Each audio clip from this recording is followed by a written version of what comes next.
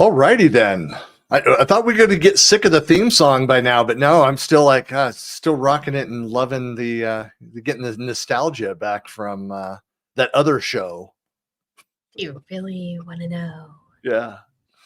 Well, good morning. Welcome to the Project Failure Files. I'm Sharon Weaver, CEO of Smarter Consulting. And I am Christian Buckley, founder of Collab Talk. And welcome to another episode of our series where Sharon and I will try to explain what not to do as you manage projects. This series is for anyone who manages projects for a living in any capacity. Maybe you have a title of project manager, operations manager, something else manager, or you own your own business, which means you manage everything. In each episode of the Project Failure Files, we're going to talk about common pitfalls in project management, share some personal stories and experiences, and explore strategies and best practices to help you be successful. This is very much the what not to do in project management and why, and covering both theoretical concepts as well as practical examples and best practices. So for this episode, we're going to talk about the illusion of control, micromanagement versus empowerment, and how being overly controlling can cause more damage than you'd think. Now, Sharon, I've never actually experienced this micromanagement thing that you speak of. You're such a liar. There is absolutely no way that you can work in anywhere in technology or pretty much any other field for more than 30 years and really never experience some degree of micromanagement. Yeah, all joking aside, yeah, we definitely have some personal stories on this topic and advice how to keep yourself from making this mistake, hopefully. And what to do, I guess this is more important, Sharon, is when you find yourself working for a micromanager, how do you handle that? And we'll start off by defining and outlining the topic and do some basic analysis of the problem. We'll also share some real life stories and some examples to help you understand the scope of the issue. We'll share some practical solutions, providing you with actionable strategies to improve your project management skills. And of course, we will discuss cultural issues, which is incredibly important, especially on a topic like this, because to make any kind of lasting change, you have to understand and address your organization's cultural dynamics. And we'll share our thoughts on preventive measures too. I know it's a lot to cover, and so let's try to stick with the schedule, Sharon. I'm not pointing fingers. It's often me. I realize that. So let's get started and kick things off and talk about our micromanagement problem. And of course, anybody that is watching, please feel free to comment throughout the episode. Share your experiences, any great examples or feedback as we go forward. And I'm going to provide links as well to like how you can get in touch with us. Like, for example, we have this community we've created over on Facebook where you can share your horror stories or your best practices.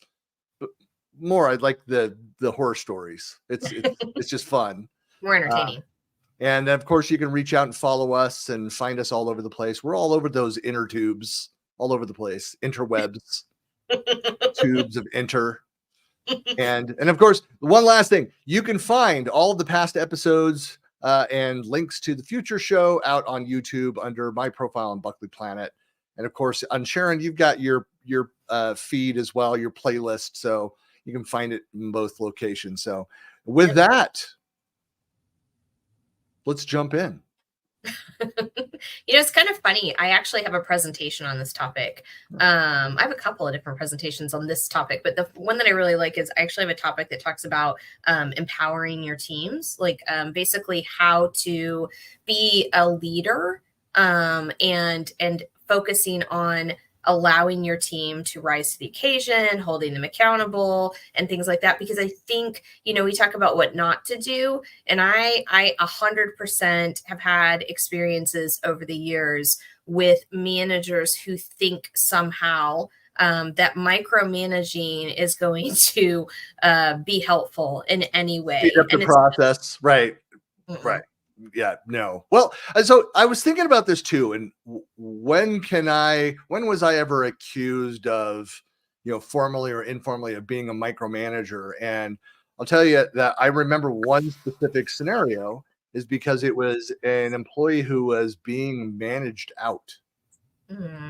And so that was like one example where I think there was a valid reason for watching over every step of this employee, because he was already on his way out and was trying to mitigate any issues of his past performance and watch him throughout the process. I don't know, any other examples? Micromanagement, though. Well, I mean, again, that's the closest I could come to that for my own management activities. Like I've always been a believer in, hey, if we have the plan, if we know the plan of record is in place, we know the tasks, like take ownership, be responsible for that. Yeah. And get out of people's way. That's part of my philosophy is, well, we've talked about this. One of my favorite books of all time is First Break All the Rules by Marcus Buckingham.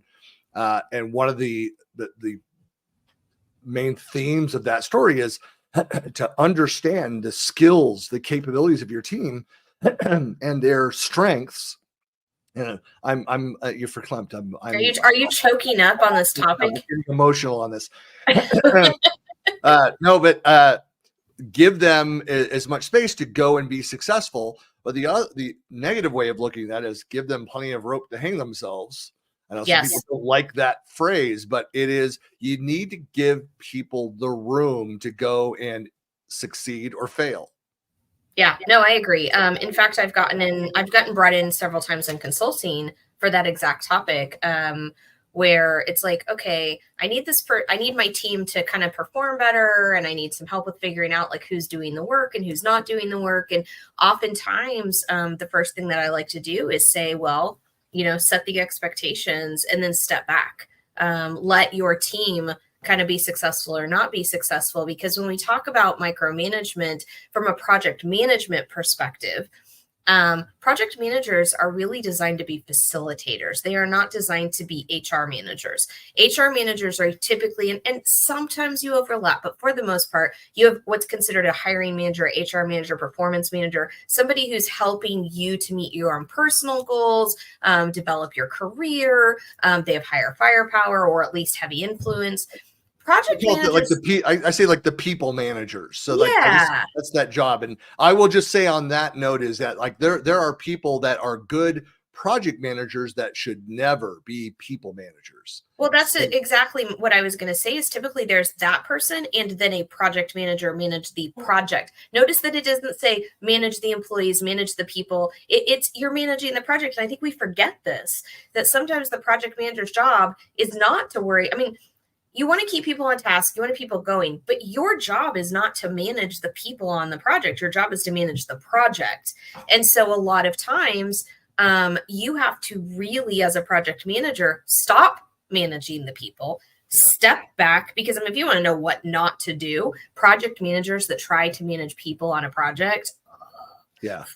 Well, that's going to be one of the most frustrating things. Like I've always said that the worst part of being a project manager is chasing people for updates on their tasks. I mean, that side of it. I mean, that like we're going to go into a whole nother discussion just on that. But I was thinking of the definition of this, of micromanagement, and I think it's important to talk about, what drives that. I mean, you even brought up like the first thing I would label it as, fear of failure. So the manager thinks that, if they're not looking at every step, if they're not watching it closely, controlling every aspect of the project, it's going to fail. And what often happens is when people are under that kind of scrutiny, they're more likely to fail. Or the little failures that happen are things that they would have caught themselves otherwise. Instead, they get reamed about it. It gets brought like with that. It's like, I would have self-corrected that. I would have caught that if you allow me the space to go and own my project and drive that. Yeah. In fact, the underlying tenet, and I know agile is a super trendy word. It's been around for a long time in software development. Is the idea of agile is that it's team-based and that each person is fully committed to the delivery of whatever they're doing. And if you're really practicing really true to the hard agile, At the end of the day, the idea is that every member of the team is committed to that delivery. And so the project manager doesn't even need to make anybody do anything. They just need to make sure that everybody has what they need. And sometimes project managers in Agile are kind of called Scrum Masters. I know it's not exactly the same role, but if you're a Scrum Master, then this is great advice for you too. But sometimes it's a matter of getting out of the way and letting your people be, independent and accountable for the things that they need to do. Well, I think a big problem is kind of my second bullet here is lack of trust. It's that's part of it is that, and that's usually like an inexperienced or, very insecure manager on their team's abilities, or they just don't know. I mean, I've come in as a consultant, as a new manager, and where I don't yet know the culture of the team. I don't yet know, the skill set of the people. And so it might feel more like micromanagement, where really it's more of a discovery activity, but that should be temporary. That should be vocalized. You should talk about it. Say, look, this is an operating procedure. I just need to be more hands-on until I understand, get up to speed of where we are, and then let you go, let you loose. Another problem is perfectionism. Is that idea that, the standards are so high, like no one's ever going to meet that standard. And the only way to achieve them is to have that level of perfection. And everybody needs to do it the way I did it. Right. And I won't say that I haven't had some level of that. It's probably what got me into building PMOs for other companies, because I thought I did have a better way. And part of my better way was working with the culture, with the team, to adapt the tools and the systems and the process to better fit the culture. So yeah, that is a better way. I think at the end of the day, if you're solving the problem, then you're probably, getting it done. But yeah, I mean, I have so many stories over the years of where, project managers will step in and that's exactly it. They're like, oh, well, I've been doing this for such a long time and I'm so successful and I've done all these things right. And they look over the shoulder. And I think, when we think about the idea of people coming in who maybe don't have that experience, don't have that knowledge, and they're doing it a different way. And if you sit over their shoulder and constantly are, well, you need to do it this way, or you need it this way, or you're redoing their work for them because you're like, well, that's not good enough, as opposed to what you said, which is, let's have a coaching session. Let's talk about, like, maybe let me help you build that experience. Let's do it together. Let's hop on a call together and do it together so that, we can learn from each other. I think that idea of, like you were saying, perfectionism, and I mean, that kind of goes into trust a little bit too. I don't trust my people to do the right job. I mean, it really not only causes risk and issues for the project, but it also causes risk and issue for the culture, for the communication, for the relationships on the team. That causes a lot of damage. If there's not felt like there's trust, that permeates quickly. That can become very toxic very quickly. And, and it's thinking about this too. And I think this goes right along with it. My last item was in my notes was, having poor delegation skills. I mean, that is a skill. I suffer from this problem too. Again, I wouldn't call it like the micromanagement side of it, but being able to go and adequately train people on what needs to be done and then assign them to it. Again, give them that space to go and learn and excel on that thing. That can lead down that path. That's more of that's where you see yourself sliding. If you're not properly delegated, you're holding too much on yourself, and it leads into those other issues. But that's where a good PM, a good people manager, can kind of backslide into micromanagement because they just aren't properly delegating the work. They've got too much on their plate. And that, it's funny. I mean, again, I know you have other stories here. I was just thinking back of where I've had, looking back at managers and where I've had the best relationships, working relationships, are actually there are like 3 examples in my career, my 30 plus years in tech. 2 of the managers were back to back, where this might sound weird, Sharon, but where we were able to have yelling fights at each other, like very passionate. Felt safe. but we were very safe to be open and honest and get our point across. And part of that was, like, I literally had a screaming fight with the CEO that I reported to at this company about 15 years ago. And at the end, like, we both, like, okay, I understood his perspective. He's like, I finally felt like he did listen and heard my perspective, but it took yelling. And then we're like, well, let's go grab lunch. And we're fine. It was just, it was a style thing, it wasn't a negative thing. People were like, outside the door, like, you guys were loud. Like, we all heard the conversation. We're like, yeah, no, we're good now. Like, we're fine. Like, and I will even admit, like, I didn't get my way on that, but I understood. He understood and took into account and adjusted the plan, and it worked out.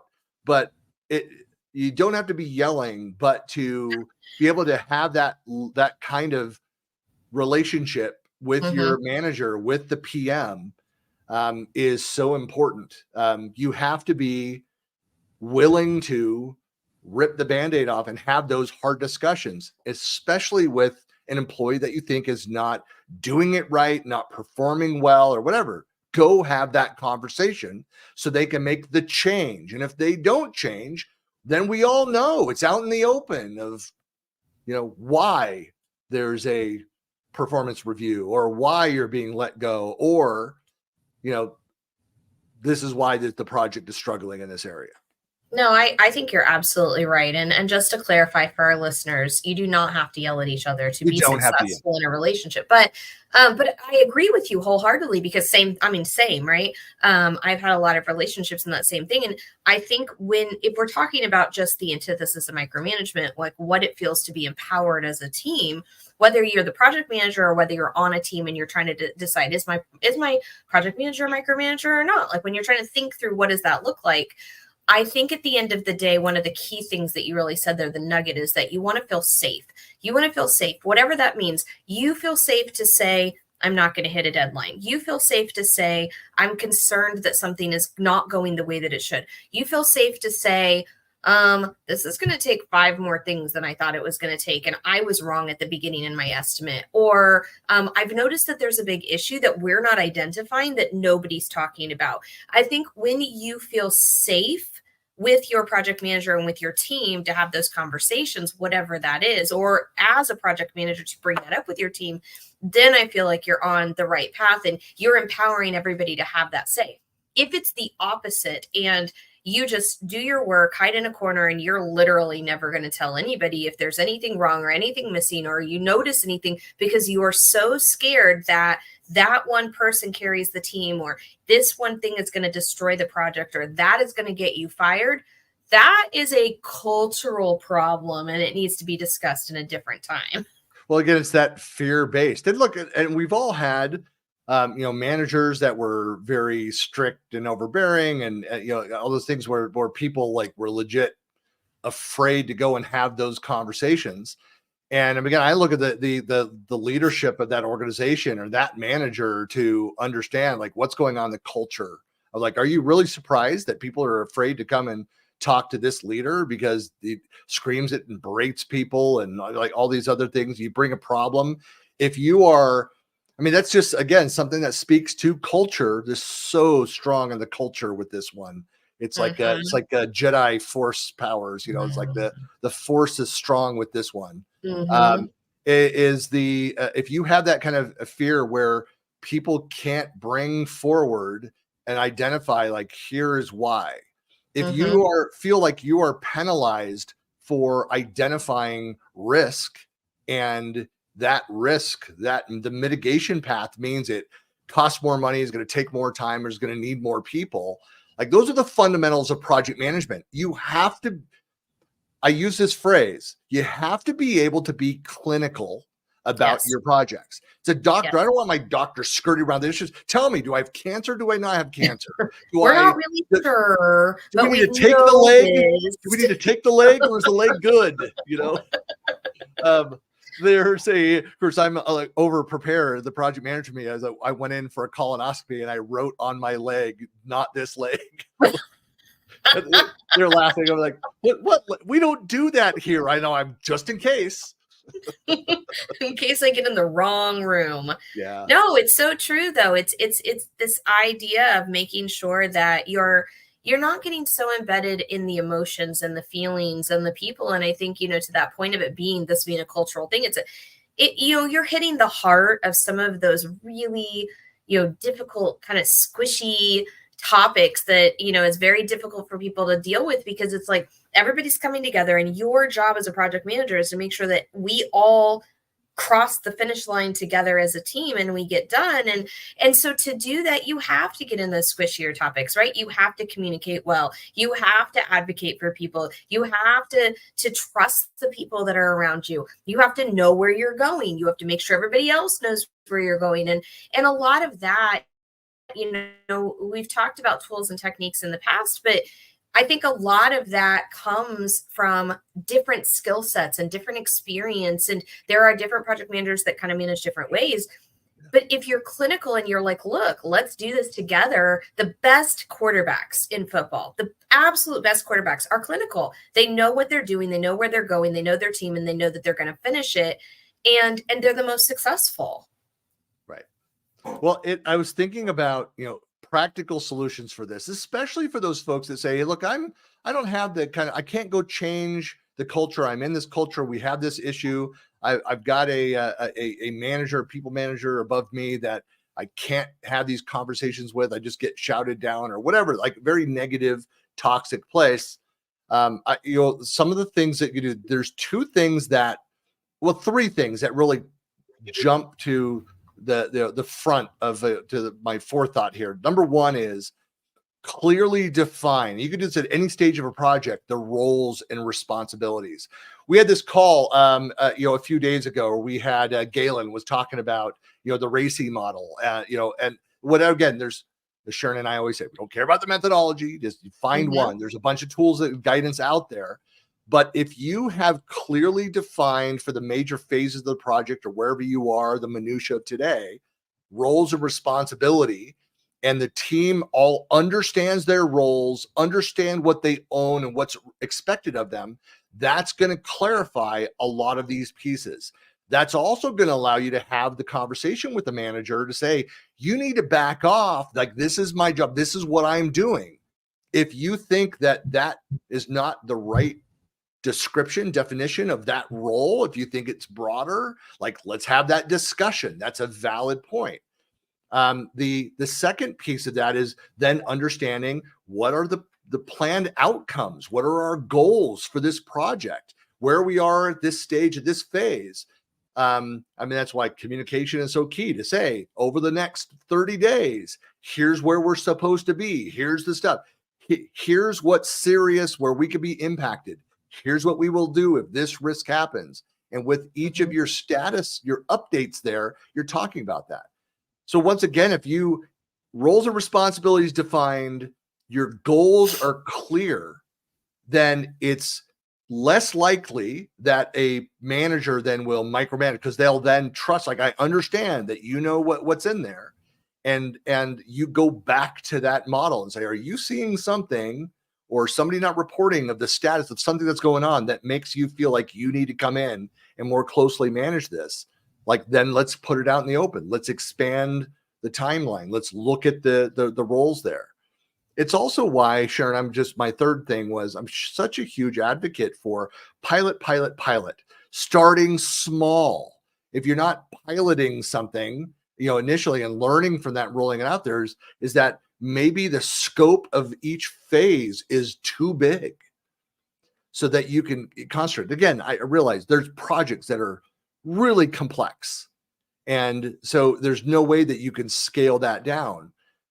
And I would fall back in that case with complexity. The more that you can predefine roles and responsibilities and understand those outcomes and the goals, then you're going to be able to manage that complexity. Yeah, it's always surprising to me. It's always surprising to me how we think, think about in an industry like entertainment. There's an understudy for every single performance, multiple understudies, in fact, sometimes.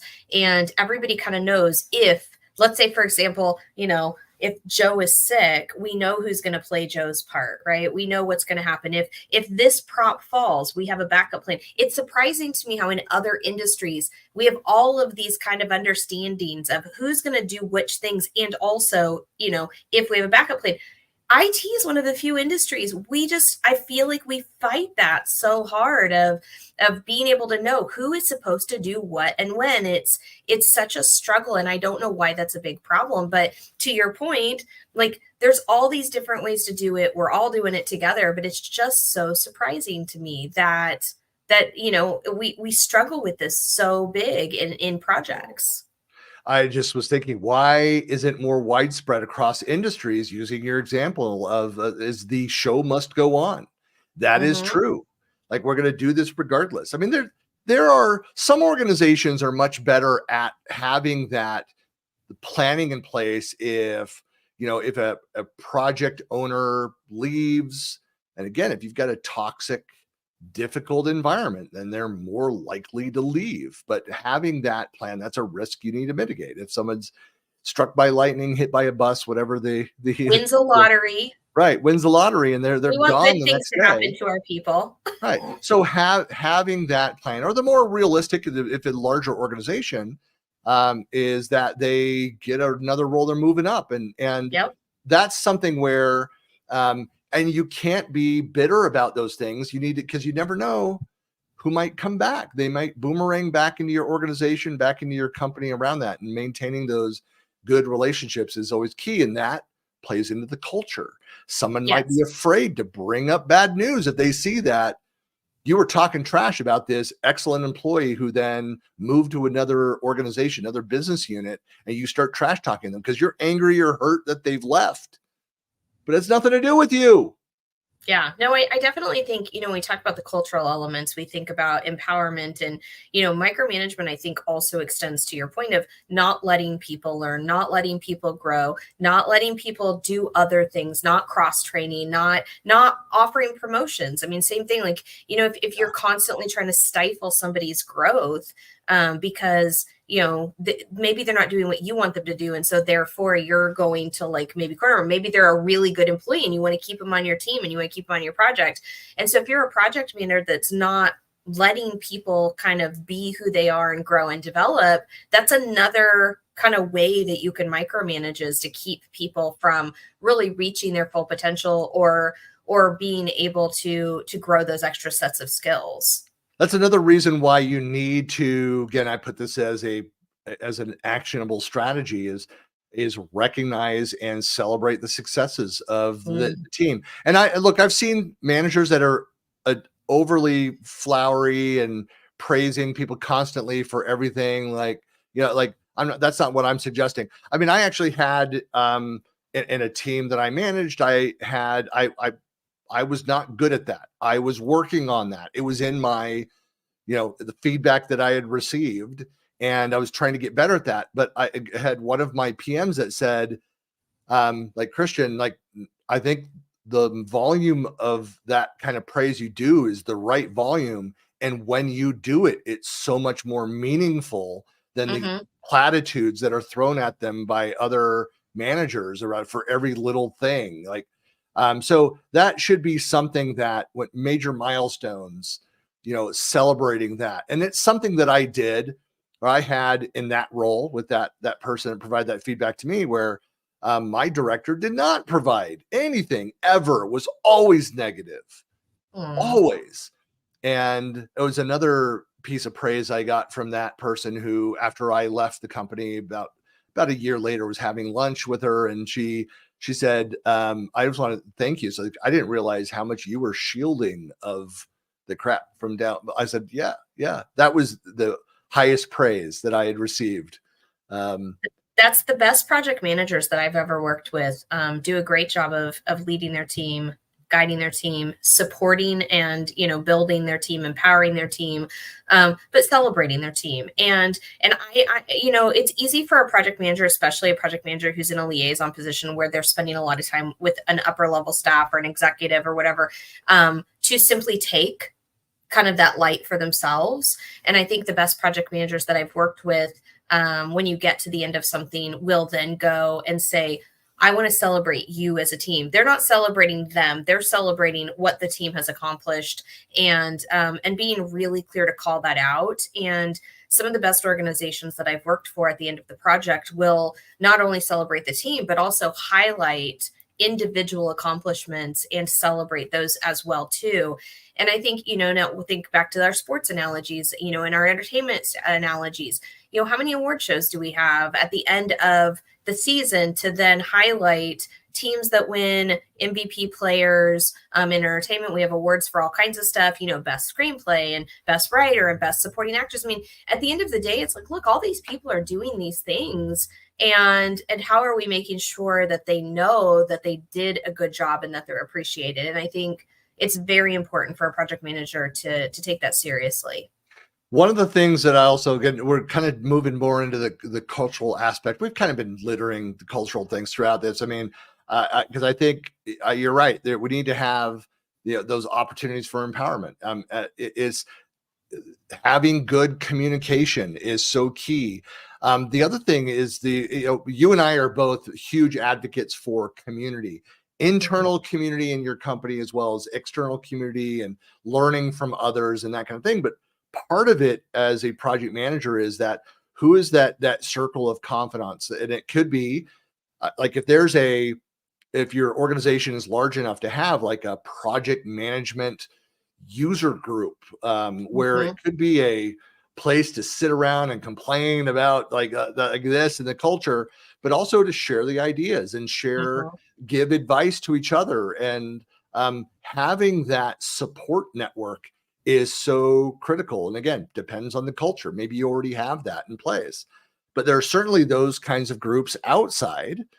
If you go through like a PMP certification, for example, there are groups like everywhere in the world around that area. But you need to be able to have that culturally, that trust, and have some degree of flexibility. So it could be something that as you learn about this, and one of the things I've always done historically is always try to provide other additional resources to my PMs, to my team around me when I'm an individual contributor, but is to share with them, like, came across these tools, if we looked at this. So constantly looking at technology, reading a lot of books. So trying to self-improve and then sharing that, like, found this great book. You guys should go read this. I think this is a good fit to what we're experiencing here. I think we could leverage a bunch of this here. And then to go and try to make that change by going and having on a regular basis conversations with your skip level, your manager, your manager's manager on a regular basis to say, like, this is what I'm seeing. What are you seeing at the high level that we're not providing, that we're not doing? So having that open dialogue and feedback mechanisms is so critical to shutting down micromanagement. Yeah.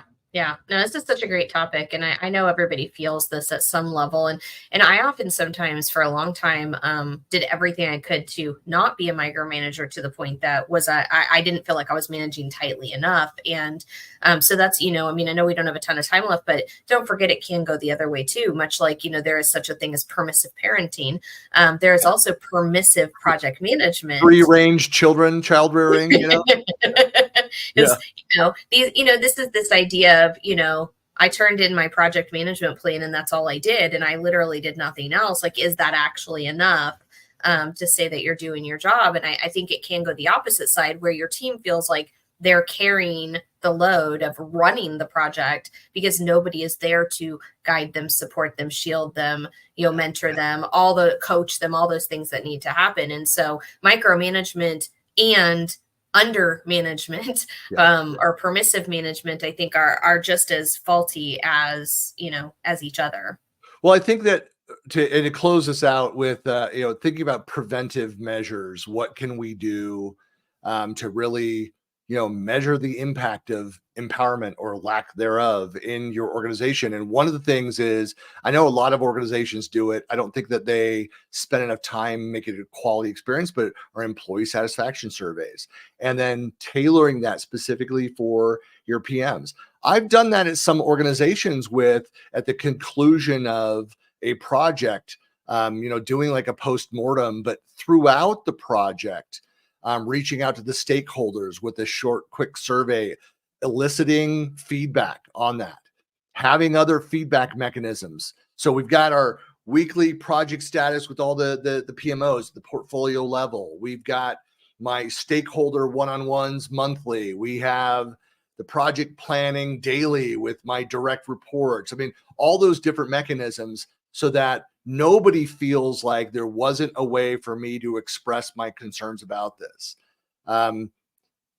Having adequate performance metrics is another key thing of that. And as we talked about in a past episode, you have to be careful not to let the metrics, the dashboard, drive what's happening. It should inform you of that, give you an idea of the direction, whether we're on schedule and indicators for that to go and have conversations. But yeah, that's my prevention is talk more, survey people, feedback metrics in there. And then when you get that feedback, because I'll tell you that again, it's a sense of the culture is that if people feel like I provided all this feedback and months later, there's no visibility into whether nothing's changed. Did you even hear us? Did you even read that?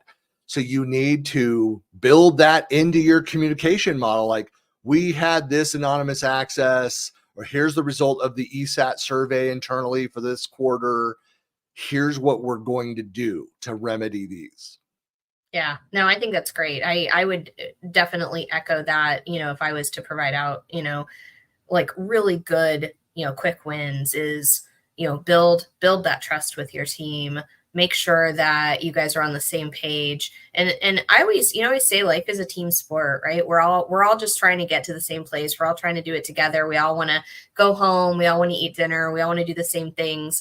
So just keep in mind that, everybody's human and they're just trying to get to the other side, same as you are. Yep. We all put our pants on one leg at a time. We're just trying to get our work done. But we want to, this is important because we want to enjoy where we work. We want to build it. It shouldn't be a job. It should be a career. Yes. And when people feel overly controlled and restricted, it becomes a job and people jump between jobs. Mm-hmm. You want people to have careers that look like, say, I'm learning here, I'm growing, but I'm also able to deliver and exceed and give back as much as I'm getting out of this. And you have to have the culture there. Yeah, agreed. Well, I think it's a big topic. These are all big topics, but I know we could talk for another hour just on this one, but that's it for this week's episode. And please be sure to follow us. I guess I should have the banners ready here. Follow us out on the Twitters, on LinkedIn. We're on Facebook. Sharon and I are in all of the places. You'll find us. It's not hard to find us. No. But of course, please go and join the Facebook group, Project Failure Files. I know there's a lot of folks being middle-aged, like I've still Facebook on there, but I'm not using it like I did initially. But the community activities, there's tons of great communities out there. Mm-hmm. This is brand new. We're trying to build it out. So please come join, share your stories. And then as always, if you're not yet following out on YouTube, if you want to get all the updates, please go follow. It's under my profile at Buckley Planet. You can also find them on Sharon's profile. You can find us out on YouTube all over the place. But yeah, with that, it's great to wrap up another episode. Sharon, thanks a lot. Thank you so much. Bye, guys. See everybody later. We'll see you next week. That's right. We're back next Monday morning for another of our weekly episodes of the Project Failure Files. See you later. Yeah. Bye.